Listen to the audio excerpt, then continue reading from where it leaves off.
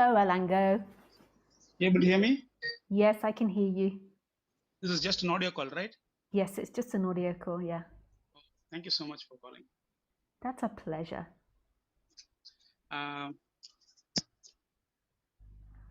When I was speaking to you, I was talking to you about teaching, and you accepted that you have been teaching for the last 10 years and you're a teacher. Mm-hmm. Hello. Yeah. Yes. And your teaching basically is this is it, Baby. right? Yes. And as a person who's listening and learning from you, my problem as a seeker is that I'm suffering. Last time you said the enlightenment is the end of knowing and the end of separation. From an enlightened person, that's fine. But from a seeker's point, it's mostly the end of suffering. And the dynamics of Ilangho or a human being is that the suffering is psychological and due to the thoughts. And correct me if I'm wrong, post-enlightenment or post the shift, the thoughts in an enlightened person or a teacher or a person in that stage is that the thoughts come down by 90 to 95%, and only what is required thoughts are there. You want to book a ticket, you want to plan an itinerary, you want to go to the shopping mall or whatever. Whereas for a normal human being like us, 99% of the thoughts are wasted thoughts, and they come and they torture us. So how to get out of the psychological suffering? When you say the message of this is it, there is no doership, there is no you, there is no me, it is intellectually understood.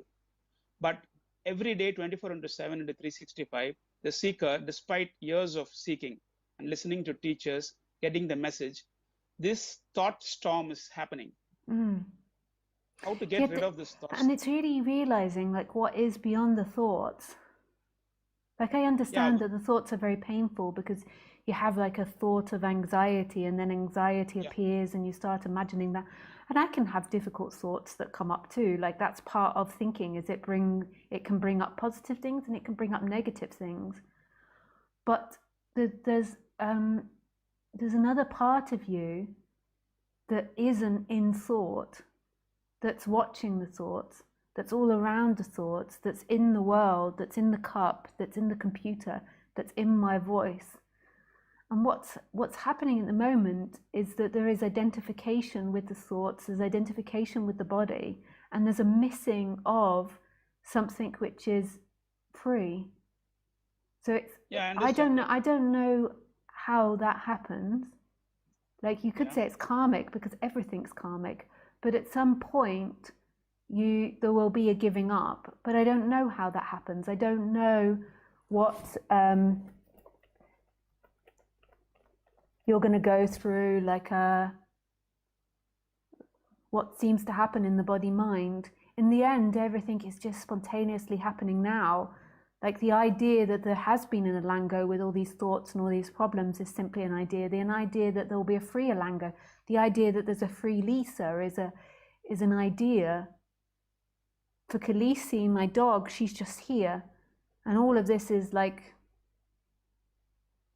yapping to her, like none of it makes sense. So in a way, all of this is untrue, like that something will lead to something. But seemingly, there will be a story in which there will be a breaking in Ilangho and then there will be a remembering of that which is beyond. At the moment, I would suggest that there's an emotional attachment to in Ilangho, like not just a mental, but an emotional attachment in Ilangho to this idea of freedom.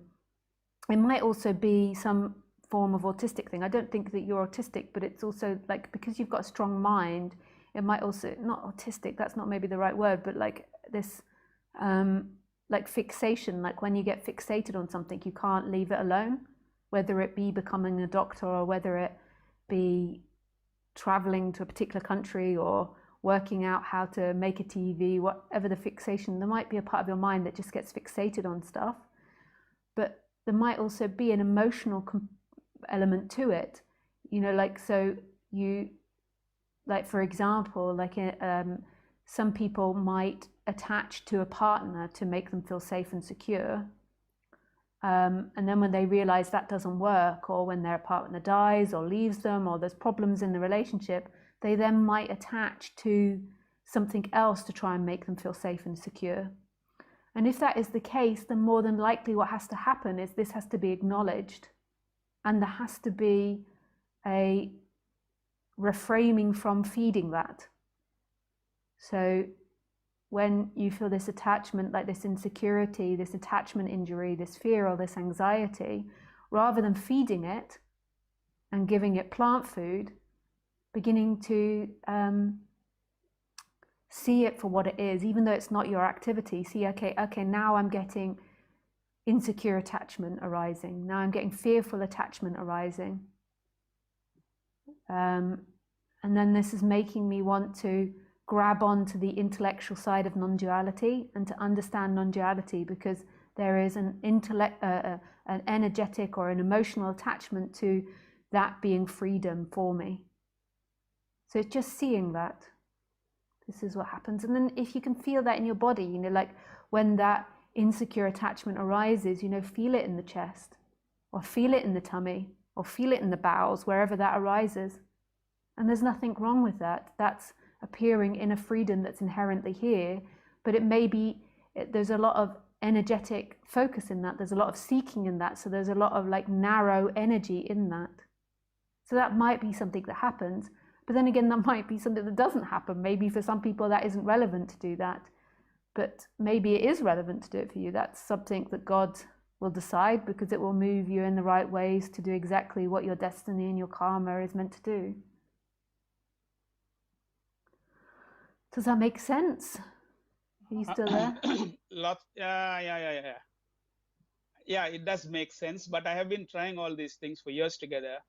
And apparently, though there is a message being given, and these are respites, but doesn't appear to be that it is removing the, for example, I can give an example of a computer. A human being, I've always thought, is a carbon-based computer, whereas a normal computer is silicon-based.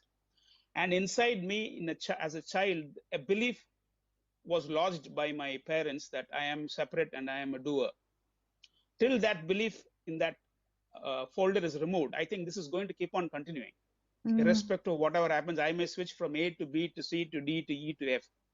But I believe that what you call as the dissolution of the me is actually the dissolution of the belief. I had worked on this, thought about it, what you call, and even Tony Parson calls about this, but you have been very specific that the me is an energetic contraction, which is claiming the doership of an act which is universal, which is not actually Ilangho's.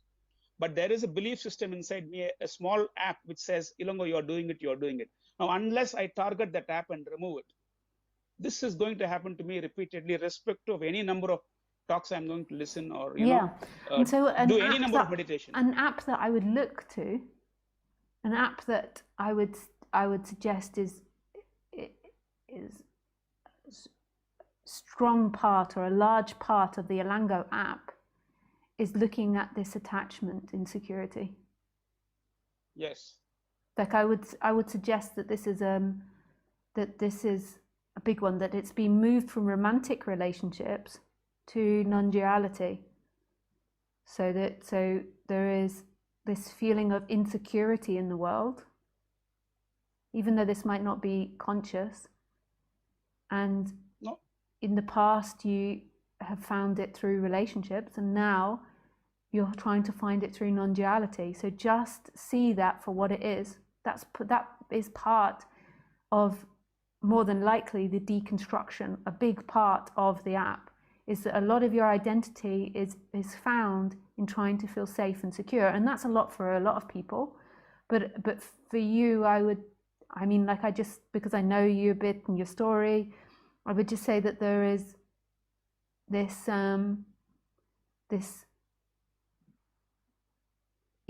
feeling unsafe that's there, not feeling safe, and that's totally okay when you see it in perspective. So you've got this feeling of unsafety in absolute safety. So the body is experiencing anxiety or fear or distress, and then it's looking for the answer in non-duality, and then it's seeing that that it's not in non-duality like you think it is. It's in the space in which that is appearing in. It's in the silence in which that's appearing in. It's in the freedom in which it appears in. It's in you. Like, you are this empty looking. You are this love that's already here. That's always here in every instant. That's completely impersonal. It's not something to do with Ilangho. Ilangho appears in that. And it's recognizing this. So there's fear and anxiety appearing in my body. There's insecure attachment.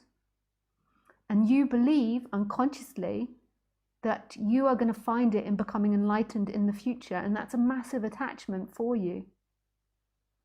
And seeing that that's not true. You find it here in what you are, what you inherently are. Like, this is everybody's birthright. This silence, this looking, this, we don't know what to call it, this beingness, this joy, this freedom that's beyond the person. We're always obsessed, and it's not like I have fears, I have insecurities that come up in the body, but there's something else that knows that that isn't it, that the freedom is around all of that. Like, that is a small vessel appearing in this immense space of who I am. When you fixate on the body and you fixate on your problems and where you want to get to, then you become very narrow and small, and it takes up all the space, seemingly. But as there begins to be a breaking from that, like as the holes begin to pierce through, you see that there's something much bigger to you that's always free. Always free.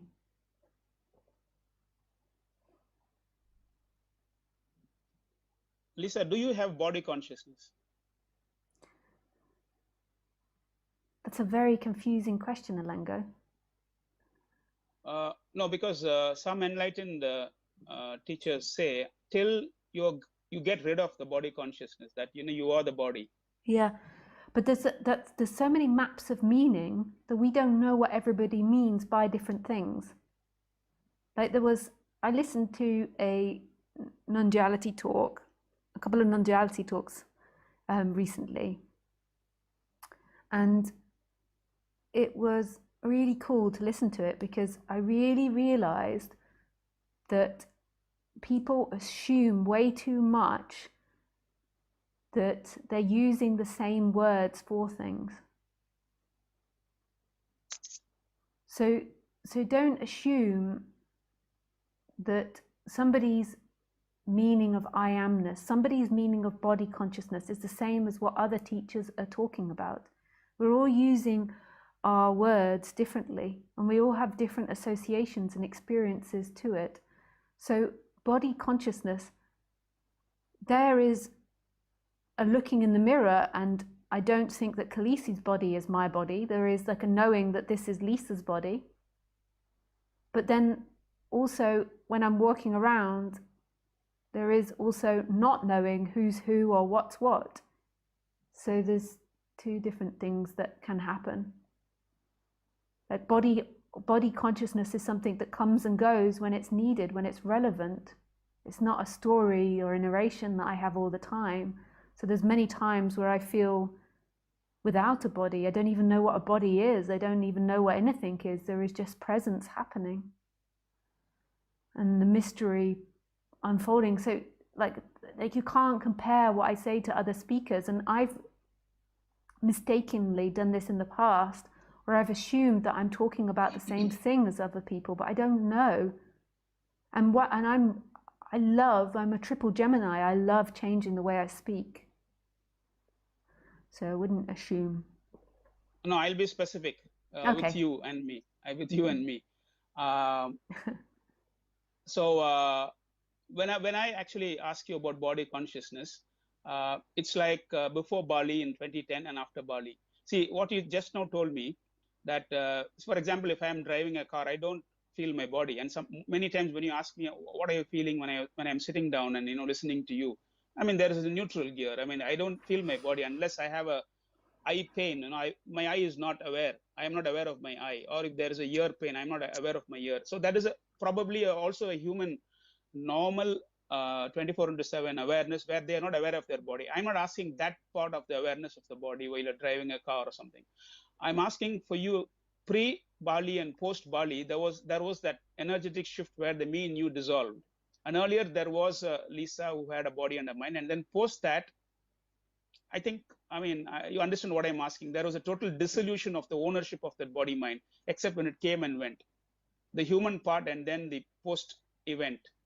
Yeah, I'm beginning to feel that this is irrelevant. It's not important. Relevant? Okay. Irrelevant, yeah, not important. Okay. I think because you're just trying to find questions to stay talking, but that's okay. Like, I know that that's your mission, is that that you think that you'll keep asking these questions and then eventually they'll all like disappear, which is valid. Maybe that's true. But now I feel like that's enough now. Okay. Yeah. But I really appreciate speaking with you, Ilangho. Okay. Thank you. Yeah, nice. Thanks, Ilangho. Lots of love. Yeah. Thank you. Yeah. Bye.